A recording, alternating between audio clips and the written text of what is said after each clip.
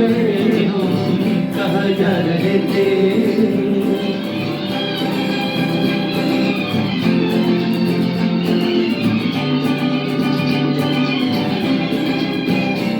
खो चले सारे निशान, मैं यहाँ दिल है कहाँ। खो चले सारे निशान, मैं यहाँ दिल है कहाँ। सोए हैं कि जागे चकरा गए हम, सोए हैं कि जागे चकरा गए हम।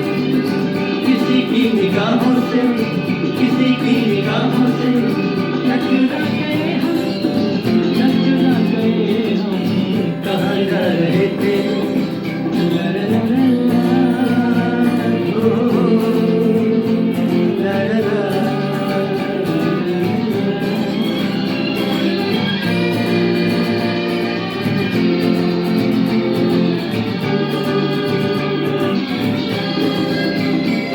अजनबी अपना हुआ, सच मेरा सपना हुआ। अजनबी अपना हुआ, सच मेरा सपना हुआ। सारे जहां पे लो छा गए हम, सारे जहां पे लो छा गए हम। किसी की निगाहों से, किसी की निगाहों से टकरा गए हम, टकरा गए हम।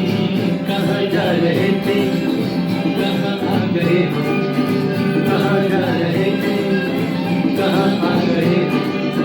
किसी की निगाहों से, किसी की निगाहों से टकरा गए हम, टकरा गए हम। कहाँ जा रहे थे। ला ला ला ला,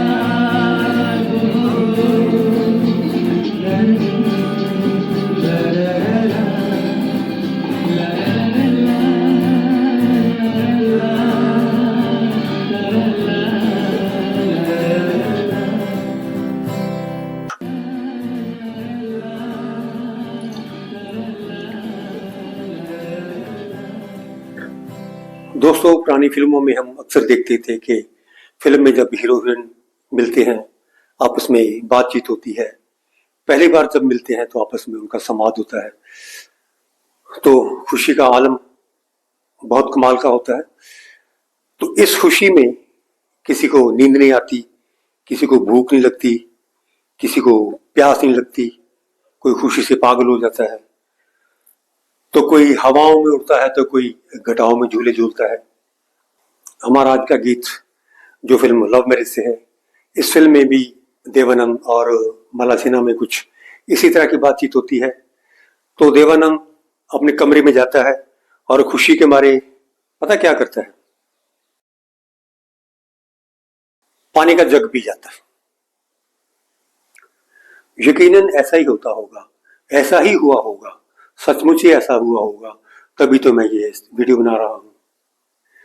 हमारी फिल्म इंडस्ट्री के 3 बड़े कलाकार रहे हैं, 3 स्तंभ रहे हैं, 3 पिलर रहे हैं। उनमें हैं दिलीप कुमार, राज कपूर और देवानंद। मैं इनमें एक और नाम जोड़ना चाहूंगा, वो है गुरुदत्त। इन चारों के बिना आप हमारी मॉडर्न फिल्मों की, मॉडर्न फिल्मी दुनिया की कल्पना ही नहीं कर सकते। इन चारों से पहले हमारी फिल्में ऐतिहासिक फिल्में बनती थी, राजा महाराजाओं की फिल्में बनती थी या धार्मिक फिल्म बनती थी। देवानंद और गुरुदत्त की पहली मुलाकात हुई थी पूना में। दोनों उन दिनों स्ट्रगल कर रहे थे। पूना में एक फिल्म कंपनी थी, प्रभात फिल्म कंपनी। दोनों वहां पे काम करते थे और दोनों में वहां पे अच्छी दोस्ती हो गई। पूना में ओशो आश्रम भी है। ओशो आश्रम हमारे शहर में भी है। 76 से हमारे शहर में ओशो आश्रम है। हम बहुत साल वहां पे जाते रहे और ध्यान वगैरह तो हम वहां करते ही थे। पूना में ओशो आश्रम है। वहां पे देवानंद के छोटे भाई विजयनंद भी जाते थे। ओशो के शिष्य थे वो, वहां पे बहुत देर रहे और उन्होंने जय कृष्णमूर्ति को भी पढ़ा होगा। तभी तो वो गाइड फिल्म जैसी बड़ी फिल्म बना पाई, नहीं तो ऐसा मुमकिन नहीं था। जे कृष्णमूर्ति के बारे में हमें ओशो से ही पता चला। देव साहब के बारे में हम थोड़ा बाद में बात करेंगे, पहले पूना की बातें कर ली जाए। जे कृष्णमूर्ति के बारे में हमें ओशो से ही पता चला। दिसंबर 95 में हम पूना गए थे, मैं और मेरा एक दोस्त। उससे पहले हम दिल्ली गए थे।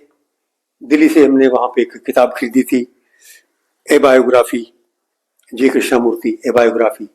उसके ऑथर हैं पपुल जयकार। वो बुक हमने खरीद ली थी। उसके बाद हम पूना चले गए। 6-7 दिन के लिए पूना गए थे, लेकिन वहां पे हम 1 महीना रहे। इसी दौरान हमने वहां पे मेडिटेशन की और बहुत से ध्यान किए।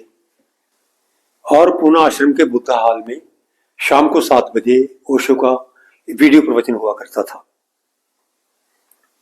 उन दिनों ज़ेन सीरीज पे कोई लेक्चर चल रहा था, बड़ी गंभीर बातचीत हो रही थी, एकदम सन्नाटा छाया हुआ था। तो ओशो ने अचानक रुक के कहा कि जे कृष्णमूर्ति द लास्ट बुद्धा।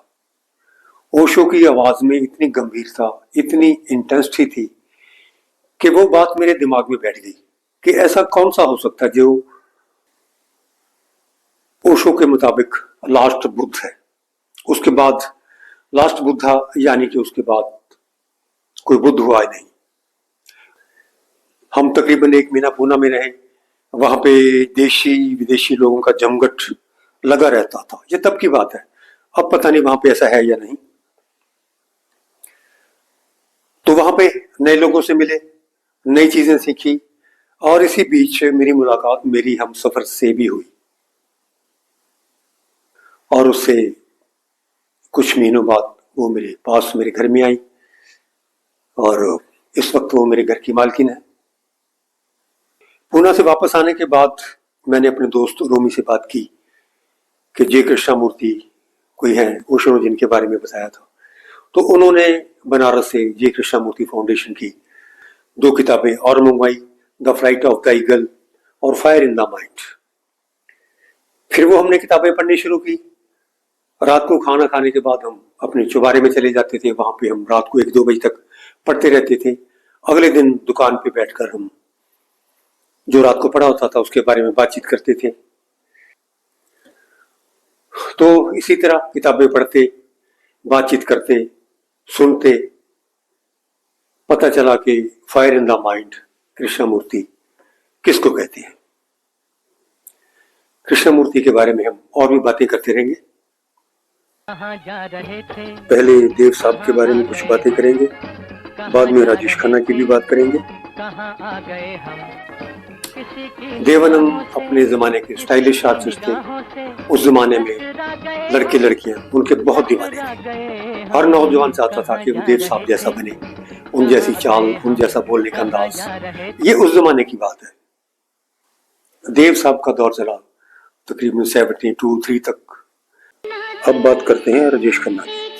राजेश खन्ना ने कई फिल्मों में गजब का रोल अदा किया है। उनकी फिल्म आविष्कार देखकर आपको पता चलेगा कि उन्हें सुपरस्टार क्यों कहा जाता था। राजेश खन्ना के लिए इस कदर दीवानगी किसी भी हीरो के लिए नहीं थी। उन्होंने आते ही सबको खूंजे लगा दिया था। सारी फिल्में उनकी हिट होती थी। कोई कुछ भी कह ले, जहां तक राजेश खन्ना पहुंच चुके हैं आज तक भी वहां पे कोई नहीं पहुंचा। राजेश खन्ना की पॉपुलर फिल्में हैं आनंद, अमर प्रेम, बावर्ची, और भी बहुत सी फिल्में हैं। ये सारी कमर्शियल फिल्में हैं। उनकी एक और फिल्म है आविष्कार, बहुत कमाल की फिल्म है।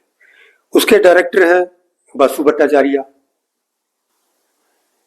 आविष्कार फिल्म में बासु भट्टाचार्य ने पति पत्नी के रिश्ते को बहुत ही सूझबूझ के साथ, बहुत ही शानदार ढंग से पिक्चराइज किया है कि कैसे उनका